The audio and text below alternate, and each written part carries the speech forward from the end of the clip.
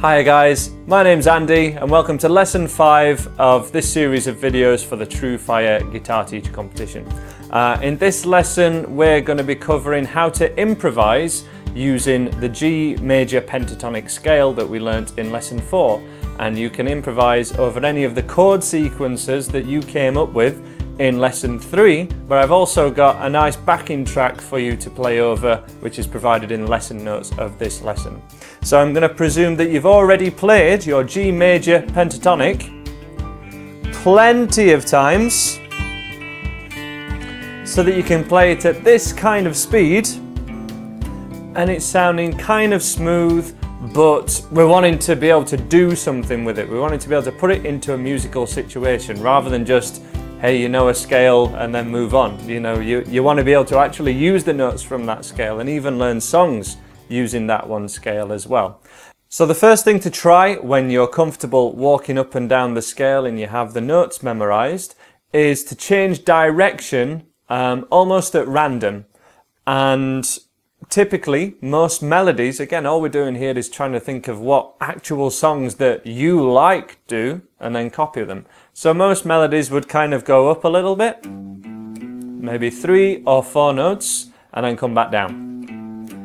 And if you think of what a singer would do, you know, if they're singing a simple song, maybe like a nursery rhyme or something, la la la, la la la, la la la la, la la la, you know, go up at 3 or 4 notes, turn around and come back down. So keep everything even while you're doing this and start from the thickest note where you normally start your scale.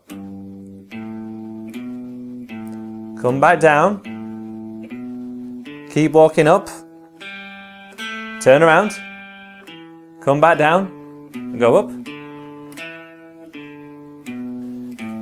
The other thing that I did in the first example there was I paused. Now this is the great freedom that you have with any lead guitar playing or any riffs that you may come up with, is that you can make the rhythm as interesting as possible. You don't have to always play on the beat or 8th strumming or anything like this when we're doing lead guitar. In fact, you absolutely need to pause and think about it like a singer. You know, if you have a singer who hasn't got a pause in his song to breathe, the guy's not going to be able to sing it, okay? So we need a pause. Again, my first example, la la la, pause. Now I can stay on that note, or I can stop it by just relaxing my finger or muting at this side.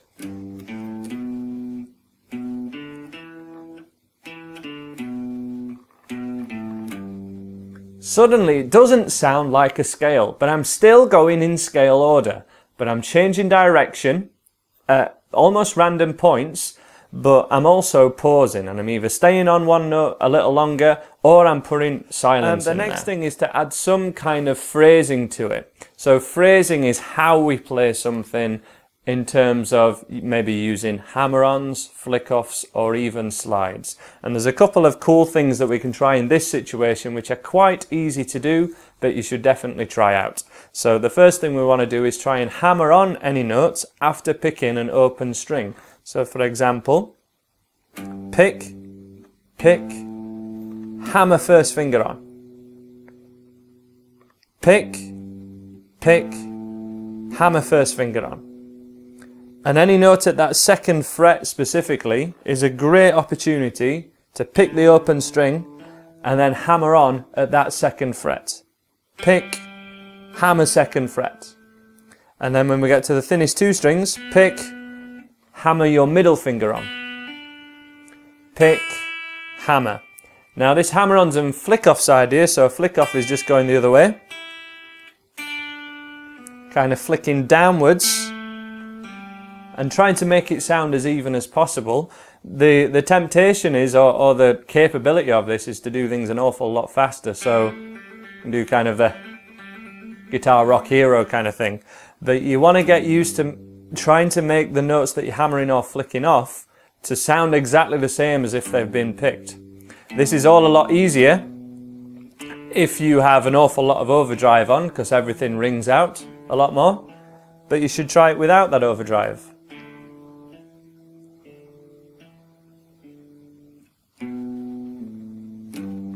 And it's just a nice way to, as I say, add phrasing to it, or maybe add a little faster section. not as reliant on your picking hand. And if we use any slides, just a great thing to try on any of the thinner 3 strings with using this scale. Take your first finger or your middle finger, pick the note that you would have your finger on that string, and just slide 2 frets towards yourself. So from, for example, on the 3rd string, from fret 2, slide, keep finger down at the same pressure, and go to fret 4. Pick, slide. And if you do that in maybe a little combination, that suddenly sounds there's an awful lot more to it rather than just going kind of getting the clunky open strings, you know. We've suddenly got a fluidity to it. It sounds quite lyrical.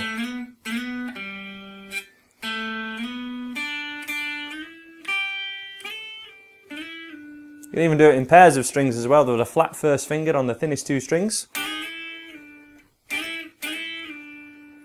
Really cool thing to try, and if you've never done it before, have a little experiment with that, and I guarantee you will find some songs where you can hear that sort of sound in it. Certainly the opening intro or the solo to Wish You Were Here by Pink Floyd is something that you want to look at if all of this is sounding like your style of guitar playing. That song, the intro especially, is it's a wonderful example. So just to recap through your 5-step method, you want to be changing direction at random and adding a pause where you can. And I'm really suggesting that you go for 3 or 4 notes as an example. So maybe going 3 notes, pausing, turning round, going 4 notes. 2, 3, 4, 1, 2, 3, 4, 1, 2, 3 is a really good example to get you started with that. And then finally we want to be adding phrasing in the form of hammer-ons and flick-offs.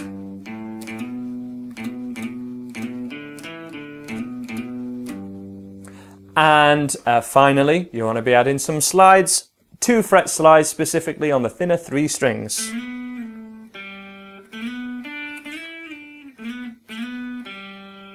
And those examples will be tabbed out on the TrueFire website.